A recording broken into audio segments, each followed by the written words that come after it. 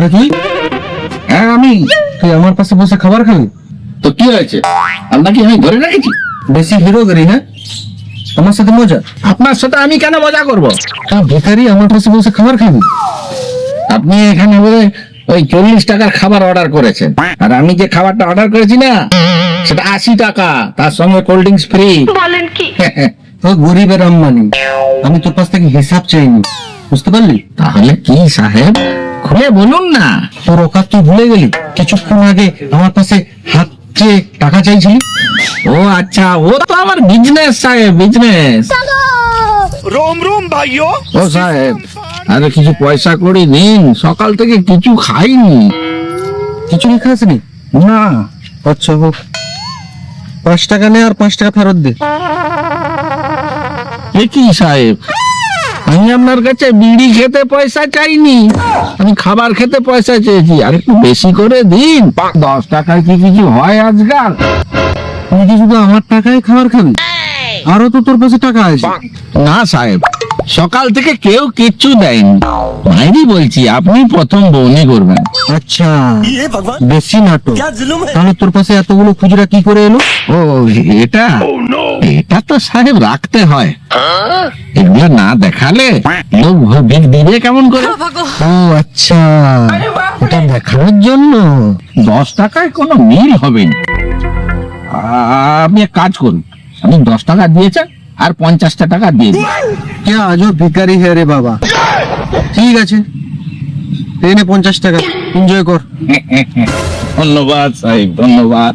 ভগবান আপনার ভালো করুন, ভগবান আপনার ভালো। কি বলেছিলি তখন? সাহায্য করে দিন, সকাল থেকে কিছু খাইনি। তাহলে এটা কি?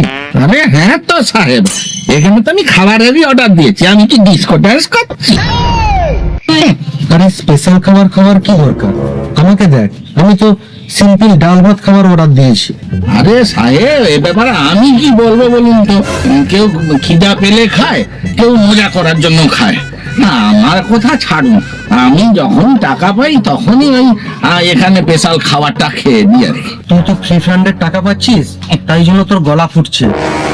তুই একবার ইনকাম করে দেখ, দিলে তুই বুঝতে পারবি। আরে আপনি কি বলছেন সাহেব, আমার মাথায় কিছু ঢুকছেন না। আপনি তো সিনেমার ডায়লগ বলছেন। আমি কত মেহনত করে খাই আপনি জানেন? ওই ট্রাফিক সিগন্যালের কাছে কত মেহনত করতে হয়, কত কষ্ট করতে হয়, কত রিস্ক নিতে হয়। আপনি এটা বুঝেন? আপনি ওসব বুঝেননি তো। আপনি আমার সাথে একবার গিয়ে চলুন, সেখানে দেখবেন কতটা মেহনত, কতটা কষ্ট করতে হয়। বেশি কথা বলিস না, ঠিকঠাক করে কথা বল। তাহলে দেখেছেন তো, আমার ওই সামান্য কথায় আপনি রেগে যাচ্ছেন। তাহলে বুঝুন, এই ভিক্ষা করতে গেলে নিজেকে কতটা শান্ত রাখতে হয়। তুই যদি এই 80 টাকার জায়গায় 40 টাকার খাবারটা খেতিস, তাহলে তুই পরের দিনে ওই খাবারটা খেতে পারতিস না? আরে ওটা কিভাবে সাহেব? তাহলে দেখ, এই 80 টাকার জায়গায় তুই যদি আজকে 40 টাকার খাবার খেয়ে নিস, আর যদি কোল্ড ড্রিঙ্কস এর জায়গায় যদি তুই সাদা জল খেয়ে নিস, তাহলে কি হবে? কালকে তোর খাবারের কোনো টেনশন থাকতো না। আমি তো কোনো জোকস বলিনি, তাহলে পাগলের মতো হাসছিস কেন? আরে ওসাই, আপনি তো সেরকমই কথা বলছেন, আমি তো পাগলের মতো হাসতে বাধ্য হলাম। আচ্ছা আপনি বলুন, আমি আর আপনি কালকে দাম থাকতে পারি, তার জন্য আজকের দিনটা আমরা কেন খারাপ করবো বলুন? যেটা আপনি আপনার নিজেকেই দেখুন, আপনার পকেটে টাকা আছে, কিন্তু আপনি মনের মতো খাবার খেতে পাচ্ছেন না। আমাকেই দেখুন, আমি ভিক্ষা করি, কিন্তু আমি পেট ভরে খাবার খাচ্ছি। আরে মশাই, কালকের কথা আমি আজকে কেন চিন্তা করবো বলুন তো?